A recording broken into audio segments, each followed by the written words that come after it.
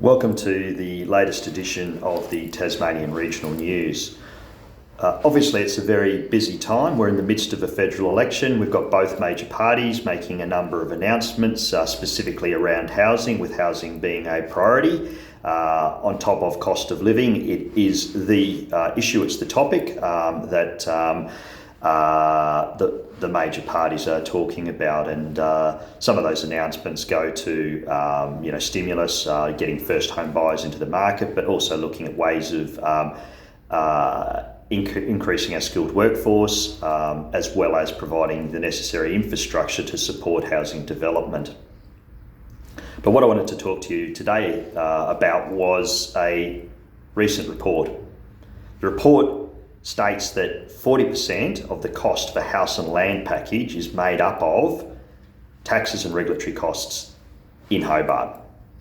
Now, this is research that has been commissioned by HIA through the Centre for International Economics.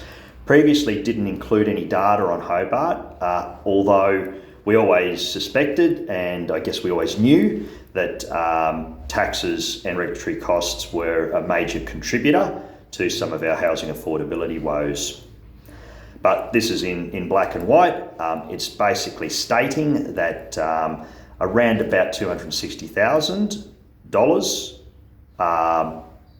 for a house and about $200,000 for a unit is in taxes and regulatory costs. So this makes it very difficult for our industry in terms of providing affordable housing, but also increasing housing supply because of those cost pressures. And it also is at times very challenging when government's asking our industry to do more. So I've provided copies of the reports to government. I'm meeting with the Deputy Premier / Treasurer to talk about potential for tax relief, but also with the Planning Minister to see how we might be able to reduce some of those regulatory costs. And that could include subdivision approval processes where they take up to 12 months on average, and a third of that time is probably in unnecessary delays, which then add to holding costs and again contribute to those figures that I stated earlier. Otherwise, I wanted to wish everybody a very happy Easter. HIA will continue to advocate on behalf of the local industry, on behalf of Tasmanians.